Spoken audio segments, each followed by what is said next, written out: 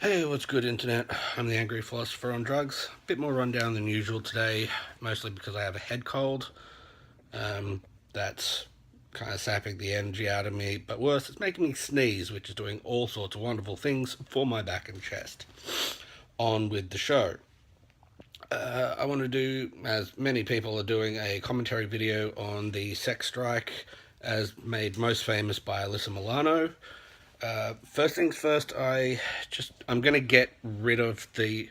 Look, most people are talking about the stupidity of the sex strike. I want to try and move away from that and sort of keep a more unique philosophy logic take on it. So first things first, what the sex strike is getting wrong in the first place is that look, I'm sure there are a few cranky old white men keeping women, wanting to keep women barefoot, pregnant, and in the kitchen. But look, for the most part, this Georgia heartbeat bill is not about controlling women's bodies. That shows a fundamental lack of understanding about the pro-life position. The pro-life position is that there is a second, smaller body inside that pregnant woman's body, and they want to make sure that it's no longer considered acceptable to simply kill that child out of convenience. And yes, there's always brought up the cases of what about rape, incest, etc. And the Georgia heartbeat bill makes provisions for those.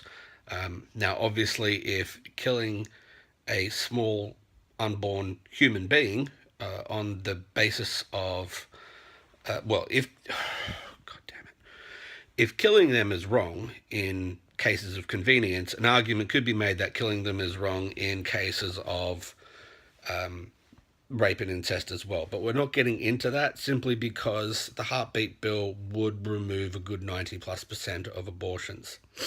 But again, the point of it is it's not about controlling women's bodies, at least from the pro-life perspective, any more than it is about we want to kill babies from the pro-choice perspective.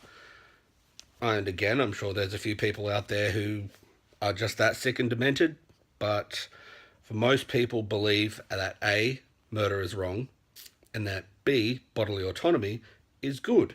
They're just disagreeing on if abortion is murder, if that is a human being in there, and whether or not bodily autonomy should apply in this case because there is the life of a second body in question. It's really about the facts of the case and not about the morality being applied. Moving on. Now, I saw something by What's Face, I Bathe in Male Tears, Jessica Valenti, talking about how Alyssa's take on the sex strike is wrong, and this is where I find myself defending Alyssa Milano because Jessica says Alyssa's suggestion is that sex is something women endure and that we can withhold it to get what we want. Blah, blah, blah, blah. Fuck off. Pretty sure what Alyssa's getting at here is yes, sex is good. We enjoy sex, but we should probably enjoy our bodily autonomy being enshrined in law and not being taken away by law more.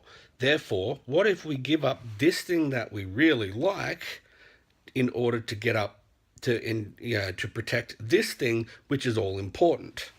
Now again, I don't agree with her that bodily autonomy is the huge thing in play here because I do personally believe that there is a small human life inside that pregnant woman's body and that before we go one way or the other, we should at least have an honest conversation about that. But dear Jessica Valenti, you got it wrong and you made me defend Alyssa Milano.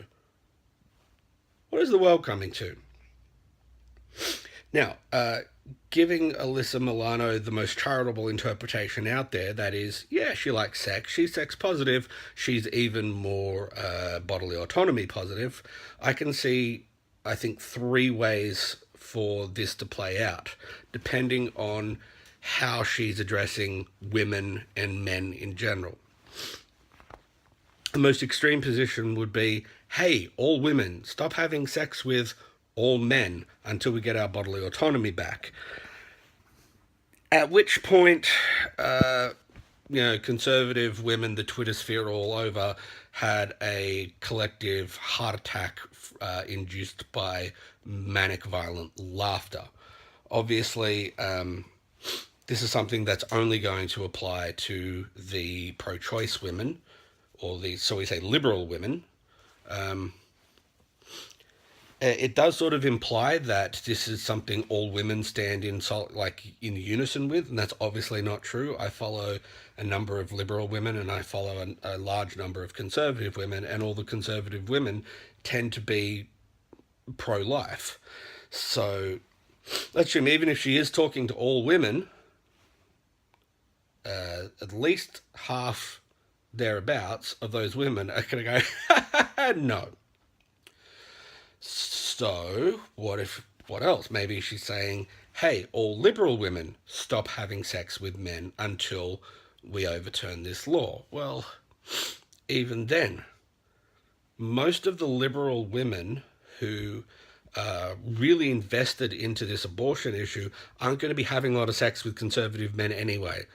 They might actually like to get to know each other first, at least to some degree, before having sex, at which point they'll go, oh, you're a conservative man who does not, believe my, what do they call it?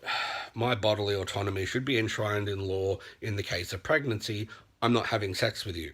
And I'm pretty sure that's how it would go down for the most part before calling for this sex strike. So realistically, nothing changes. Conservative women are still having sex with conservative men, and liberal women are still having sex with liberal men, theoretically.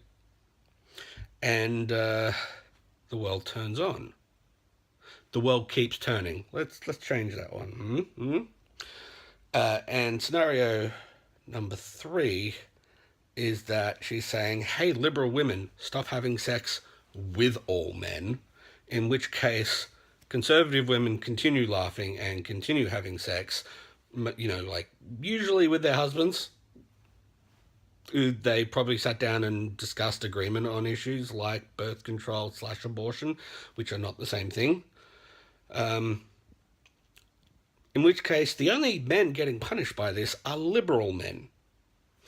So what's that going to do? At which point, again, all conservatives collectively had an apoplectic fit of laughter. At the end of the day, God, I have to stop saying that. I hate that phrase. Look, bottom line, this sex strike is making a lot of noise. But when you look at the different ways it might be applied to different groups of larger or smaller groups of men and women, nothing's really changing. And if it is changing, it's only hurting that liberal pro-abortion cause. Moral of that story, I guess, is think out your arguments before you start making them go viral on Twitter. That's about it, really. I'm the angry philosopher on drugs. I'm telling you, sit down and think about it. If I can work this shit out, you can work this shit out. Stay awesome.